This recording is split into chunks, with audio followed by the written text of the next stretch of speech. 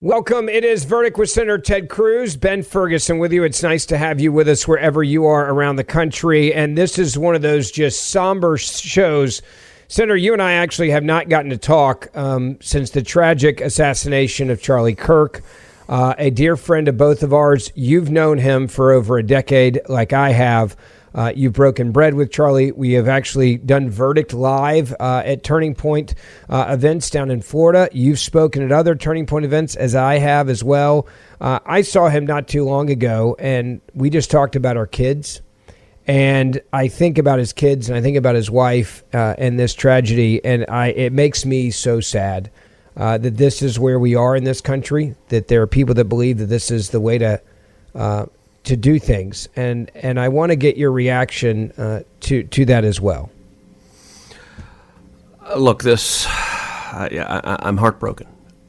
Charlie was a good friend, as you noted. I've known Charlie for over a decade. I met him when he was 18 years old. He was a young kid. He was coming out of Chicago.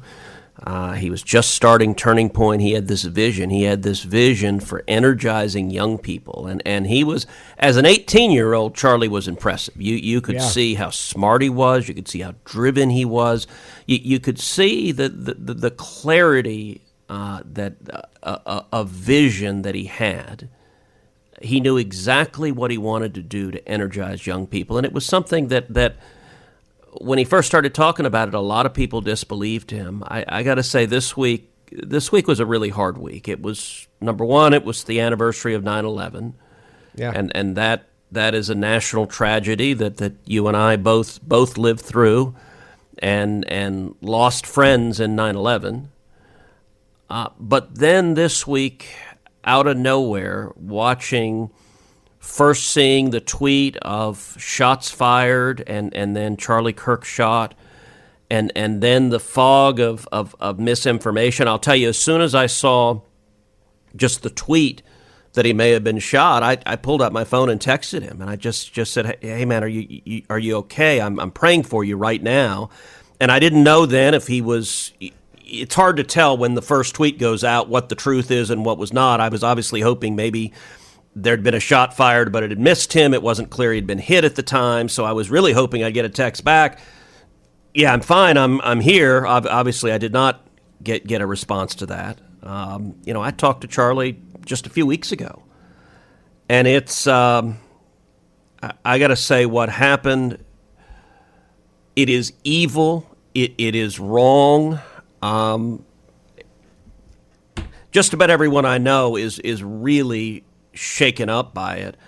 I will say one of the worst parts when it happened, pretty quickly, the video got out there on X of his being shot in the throat. And it was, I'm sure you've seen the video, it's a graphic video. And on X for me, it was on autoplay. So like I kept seeing the same thing over and over and over again. Like you couldn't look at X without seeing it autoplay. I don't think in my life I've ever seen a friend of mine get shot, be killed. And the afternoon it happened, I watched him shot and killed over and over and over again. And it's just screwed up. I mean, he was extraordinary.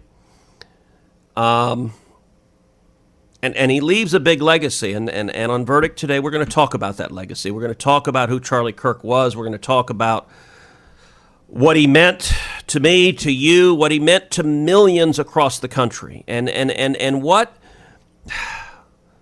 I got to say, Ben, what the hell is wrong with this country that you have lunatics who say, I don't like what you're saying, I don't like your politics, and so I'm going to murder you. I mean, this played out almost exactly like the attempted assassination of President Trump in Butler with a gunman with a rifle on a roof.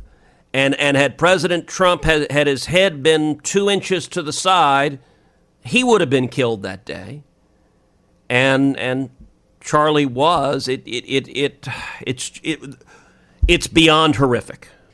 Yeah, it is a moment that I wish I could never remember, but you said it the best way. It was there. You saw it. You watched one of your friends get gunned down, cold-blooded murder, assassinated in this way, and it is something that, as you said, what is wrong in this country where we can't have a grand debate of grand ideas?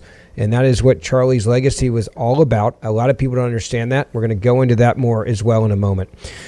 I want to take a moment and talk to you about our sponsor of the show today, and it is a company that is called Rough Greens. And Rough Greens is an awesome company that can really give a new step in the life of your puppy, your dog, your older dog. I've been giving it to my dog, Memphis, and it supports long-term health by providing live bioavailable nutrients, including essential vitamins, minerals, probiotics, digestive enzymes, as well as omega oils. If you love your dog like I love mine, you need to try Rough Greens. The ingredients, they work together to improve nutrient absorption, maintain joint and muscle health, especially with dogs that are getting a little older, and they enhance the overall vitality of your favorite dog.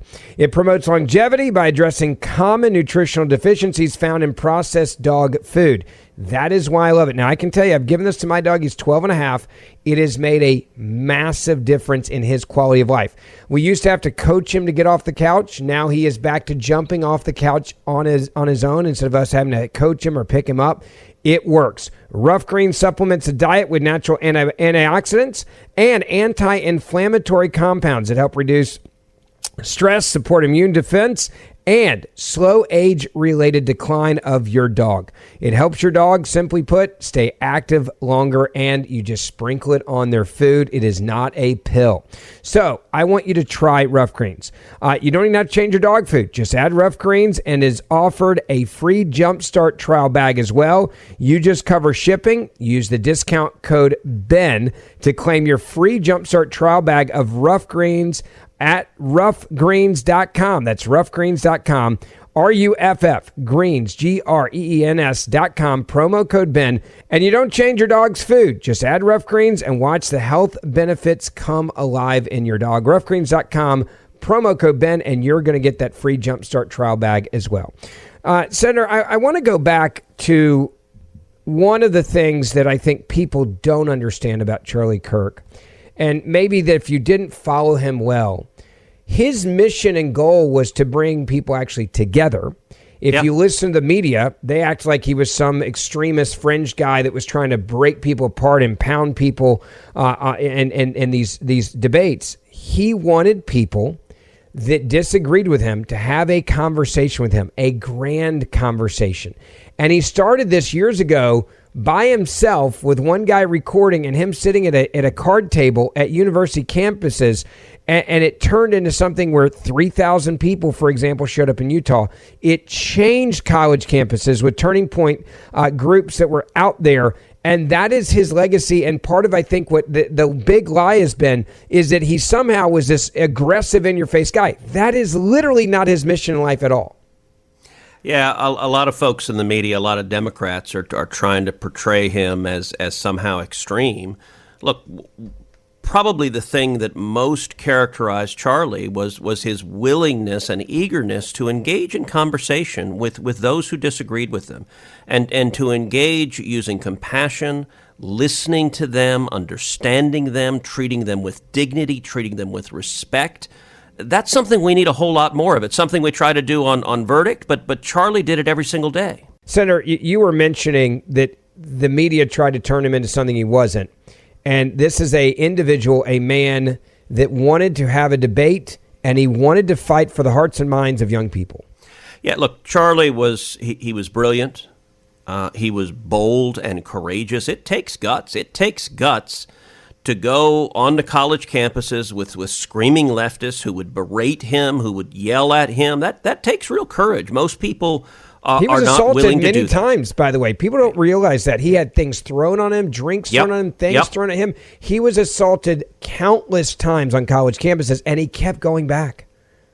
He was convinced that the mission was important. I still remember sitting in my friend's living room with that earnest 18-year-old when he talked about a vision that and this is 13 years ago, where a lot of young people at the time, it wasn't cool to be conservative. Barack Obama was president; he was hip, he was cool, and Charlie had a vision that he wanted to make it cool to love liberty. He wanted to make it cool to believe in the Constitution, to believe in the First Amendment. He wanted to make it cool to love your country. And that was his vision was there from day one. A lot of people disbelieved him.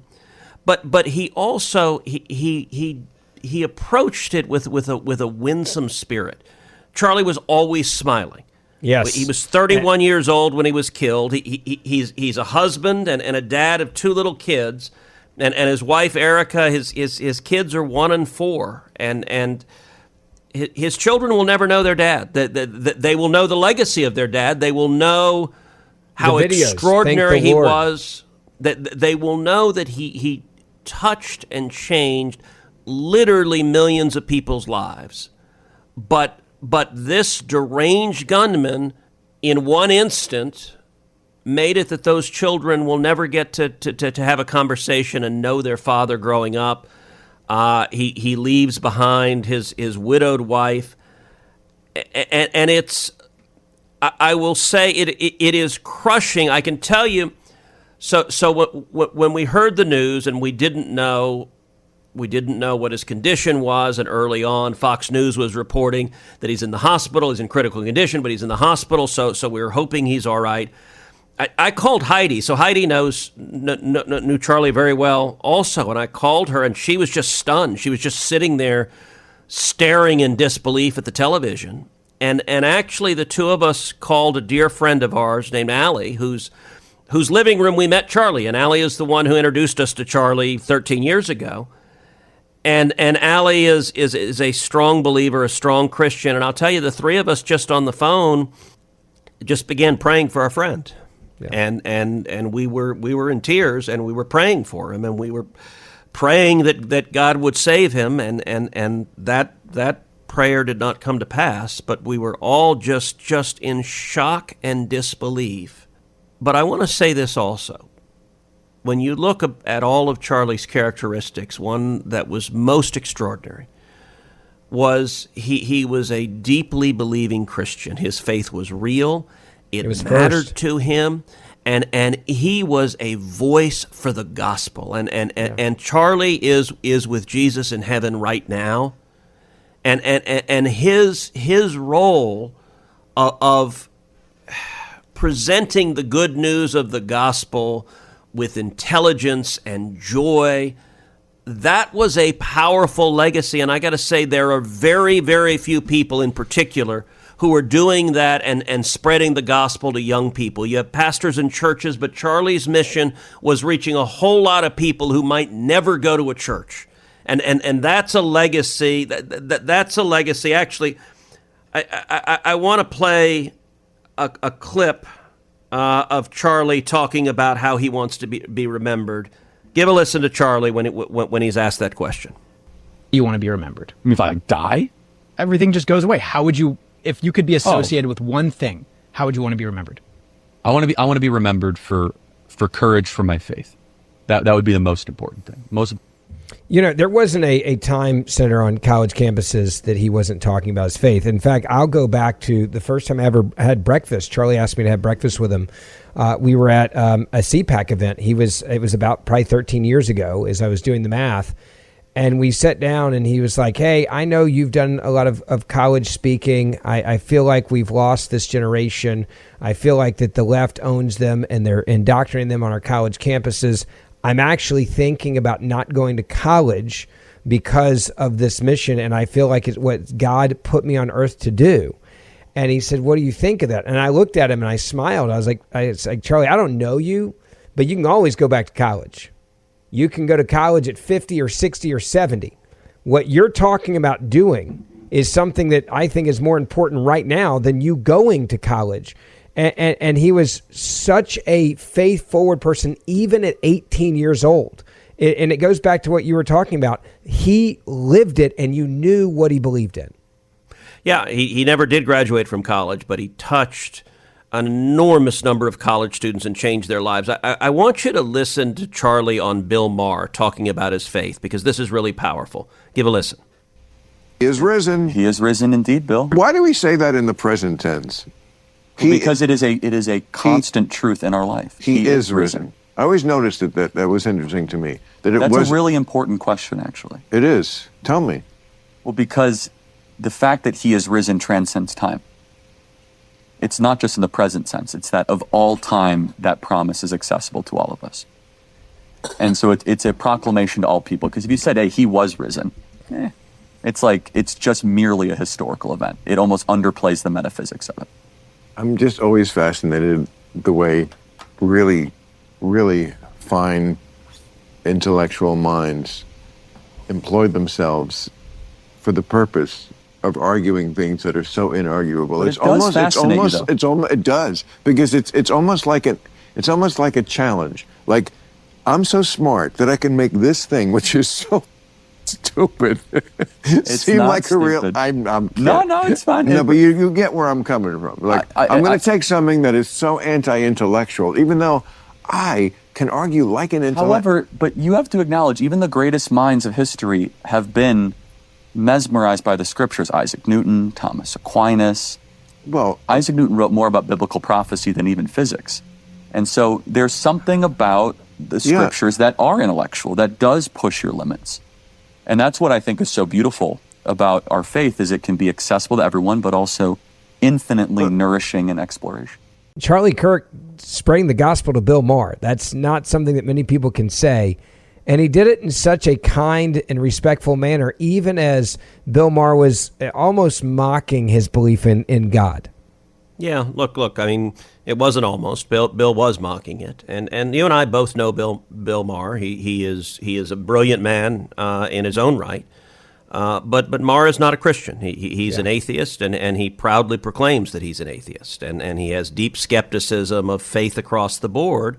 And Charlie went on his show and talked with him, and you're right, talked with him with compassion, but also talked in a way that was accessible. And actually, the clip we just played, the way I found it right now is when I saw it online, I texted Charlie at the time, and I texted that clip back at him, and I just said, "This was beautifully done, bravo." And that was just another day with Charlie. That's what he was doing every day. He was making people think, but he was also, look, the proposition that he was defending, the phrase "he is risen," and Bill Maher was saying, well, why is in the present tense? And Charlie's message is, because Jesus is in the present tense, because it is a fact today in our life. It didn't happen just 2,000 years ago. He is risen today. And that message, Charlie could deliver it. There were people who were watching Bill Maher who, again, might never go to church, might never hear the gospel, and yet they would hear it from Charlie, and they'd hear it delivered in a way that would make an impression. And you know, the Bible talks about planting seeds, and some seeds fall on rocky soil, and some seeds fall on shallow soil, but some seeds fall on good soil, and they take root and grow. And that's a parable Jesus tells. And what Charlie was doing there, and what he did every day, is planted seeds, and many of those seeds landed on fertile ground and took root. And the number of people whose lives Charlie touched, we will never know, but it is easily in the millions. You know, you one of the things that he did that was, I think, incredible was be an advocate for families, for getting married, for having children. I want to get into that. For being in a moment. Dad, being a good dad. For being a good dad, being a present dad, being there for your kids. And we're going to talk about that in just a moment. I want to tell you real quick about our friends over at Patriot Mobile. I tell you, now more than ever, I want to align my dollars that I spend with companies that are aligned with my values. Patriot Mobile is a company for the last 13 years that has been giving back every time you pay a bill. Patriot Mobile can save you money on your cell phone bill, but this is where the magic happens. They take about 5% of your bill every month, And they give it back to conservative causes that fight for our First and our Second Amendment rights, that fight for the rights of unborn children, that fight for our fallen soldiers and their families to make sure they have what they need, and our wounded warriors, our men and women in uniform. I love standing with a company that stands with my beliefs. Now, they started this company because Big Mobile had started giving massive donations to Democratic causes, candidates, and organizations. Why on earth would we want our money going to support and aid that? That is why Patriot Mobile was started. Now, I want to give you a free month of service to try it, and I also want you to understand how easy it is to switch now in 2025. You can switch over the phone in minutes. All you have to do is call them. 972-PATRIOT is the number. That's 972-PATRIOT. Or online at patriotmobile.com/verdict. And you'll get a free month of service with the promo code verdict. So again, 972-PATRIOT or patriotmobile.com/verdict. Use that promo code verdict. You'll get a free month of service. And every month when you pay your bill, every call you make, every text you send, you're actually going to be standing up for what we believe in. And that is why I made the switch, and I love Patriot Mobile. Been using them now for years, and the service and the coverage is phenomenal. patriotmobile.com/verdict or 972-PATRIOT, promo code verdict. Get that free month of service. You know, I want to go back to one of the things also the media has just not talked about. Charlie Kirk was a guy that was a massive advocate for getting married, being equally yoked, marrying the love of your life, having a family, being involved in that family, being a husband, family, being a good husband, being a biblically leader in the household. And he would say that to college kids, like, don't add garbage to your life. Don't be out here partying and acting a fool and doing stupid things. Like, you can do things, great things now at 18, 19, 20, 21. You don't have to wait till you're 40 to get it together. Don't add baggage to your life. And I love that that's part of his message. Look, I want to read to you a text I got from a good friend of mine named Dan. And he sent me a text, and he said, I first met Charlie at your Deer Valley retreat in October 2015. I was so impressed and taken by his vision of bringing conservative values to college campuses that I was an early funder and introduced him to many others who had greater capacity than me. We stayed in touch. I mentored him until his knowledge exceeded my own, and I saw him reshape the political balance, particularly, but not exclusively, with the under 30s. Looking back at his evangelism, his courage to go to the very heart of the evil that afflicts and brainwashes our youth and give those souls hope. I am wondering this morning if he may have been a saint. Not in the sense he was perfect, as none of us are, but because God moved through him and he was the vehicle God chose. Jeremiah 4, Then the word of the Lord came to me, saying, Before I formed you in the womb, I knew you. Before you were born, I sanctified you. I ordained you a prophet to the nations. Then said I, Ah, Lord God, behold, I cannot speak, for I am a youth. But the Lord said to me, Do not say, I am a youth, for you shall go to all to whom I send you, and whatever I command you, you shall speak. God bless our brother in Christ, Charlie. Thank you for bringing me into his orbit. It's the sentiment that so many have had about him. I said last night on Fox News Channel about him, I said his legacy is going to be one that is going to know no bounds. I am so thankful. Last time I saw him, I mentioned this earlier about his kids and my kids. I've got 3 boys. You and I know we do that.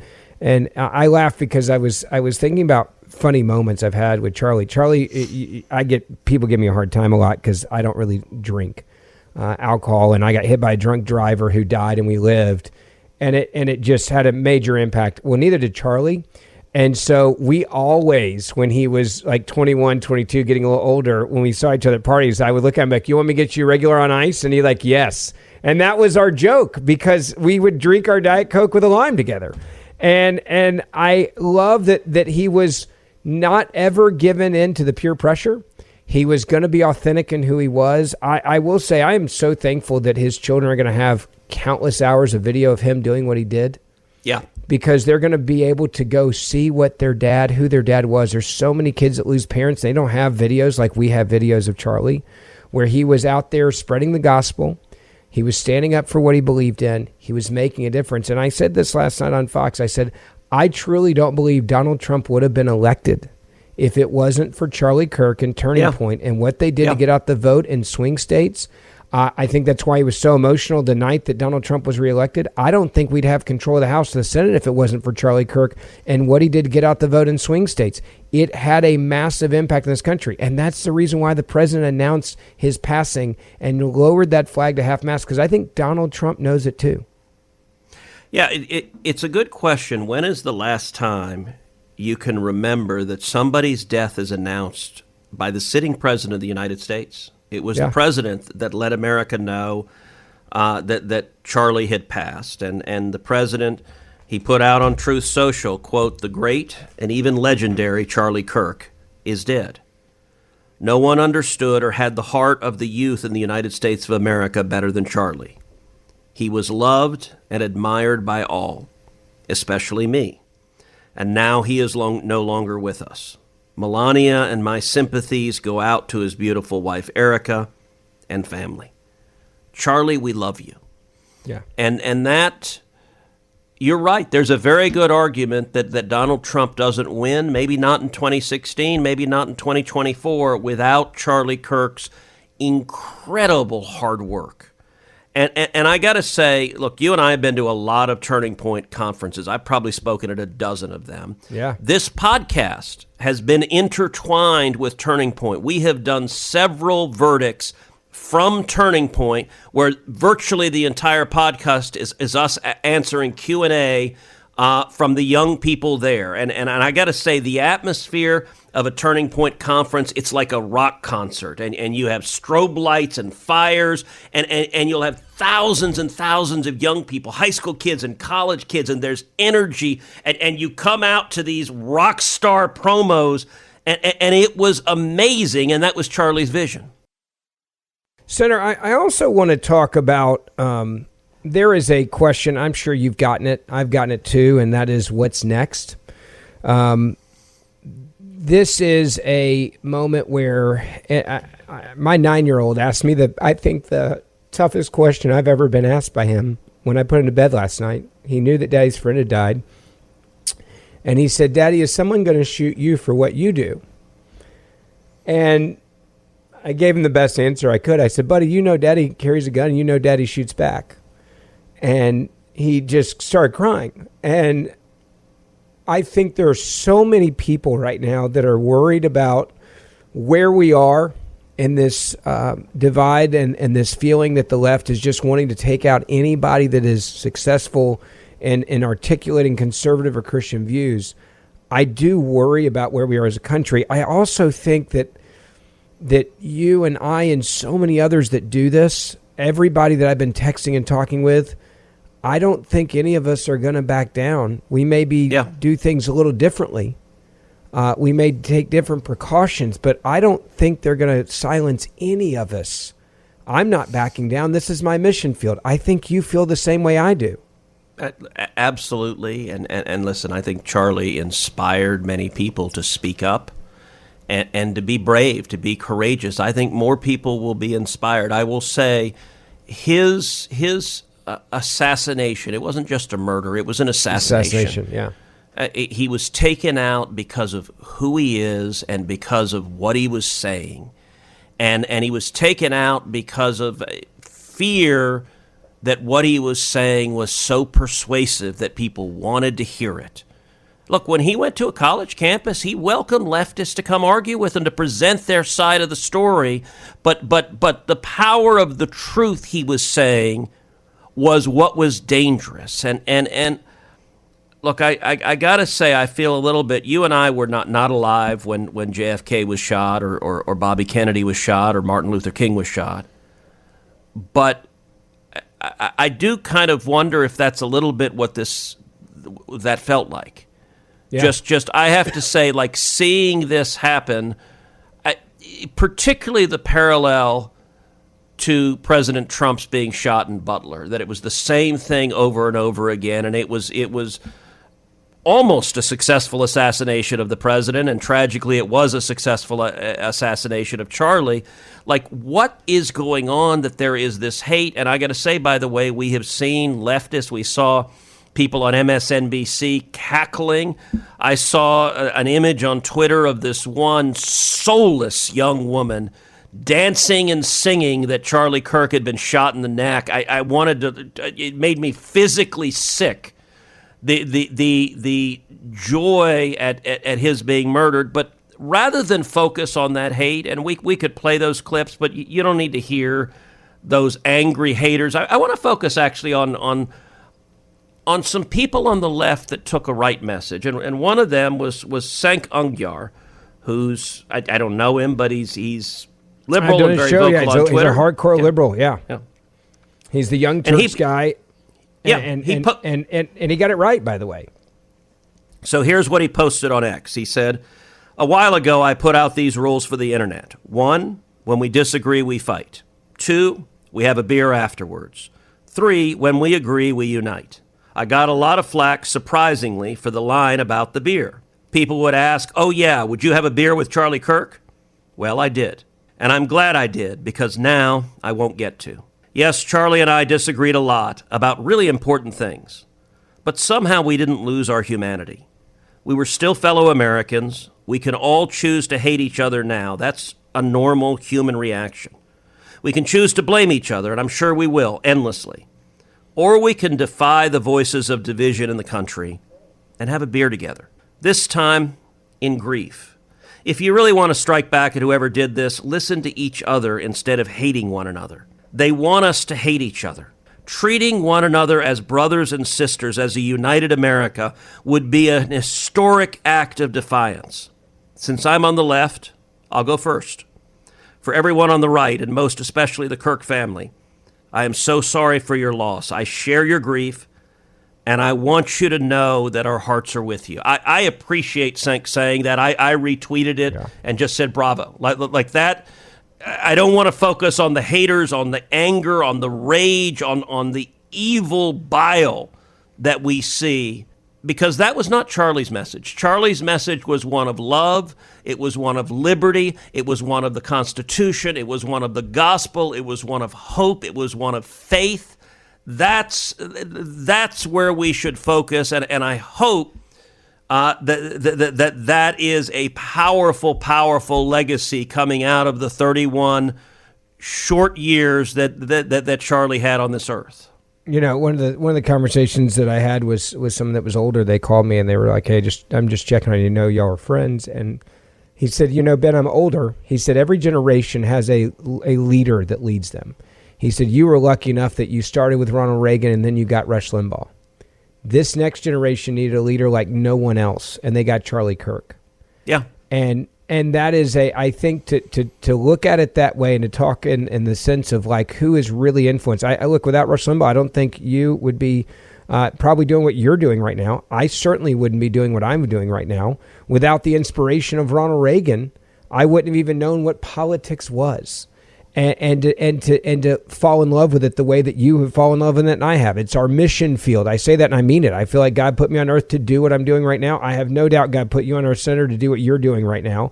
And God put Charlie Kirk on this earth to do what he's doing. But I do think he is a once-in-a-generational leader, that his legacy may change this country in ways that none of us could imagine. And how many warriors for Christ, how many warriors for conservative values and principles, and I think how many young people on college campuses that witnessed a real-life assassination in HD may be inspired to say, "I'm Charlie Kirk." Amen, amen, amen. I want to close the show today by listening to Bobby Kennedy right after Martin Luther King Jr. was shot, and the message of unity that he had is one that I hope and pray we all hear in the wake of the tragic assassination of your friend and mine, the great Charlie Kirk. Give a listen, Bobby Kennedy. Martin Luther King dedicated his life to to love and to justice between fellow human beings. He died in the cause of that effort. In this difficult day, in this difficult time for the United States, it's perhaps well to ask what kind of a nation we are and what direction we want to move in. For those of you who are black, considering the evidence evidently is that there were white people who were responsible, you can be filled with bitterness and with hatred and a desire for revenge. We can move in that direction as a country, in greater polarization, black people amongst blacks and white amongst whites, filled with hatred toward one another. I would only say that I can also feel in my own heart the same kind of feeling. I had a member of my family killed, but he was killed by a white man. But we have to make an effort in the United States. We have to make an effort to understand, to get beyond or go beyond these rather difficult times. Make sure you pray for Charlie Kirk's family, for his kids, his wife, his in-laws, his parents, all the loved ones around him and his staff. Our thoughts and prayers go out to them. We'll see you back here on Verdict with Senator Ted Cruz all week long on the podcast. Make sure you follow us and download it there, and we'll see you back here again real soon. God bless.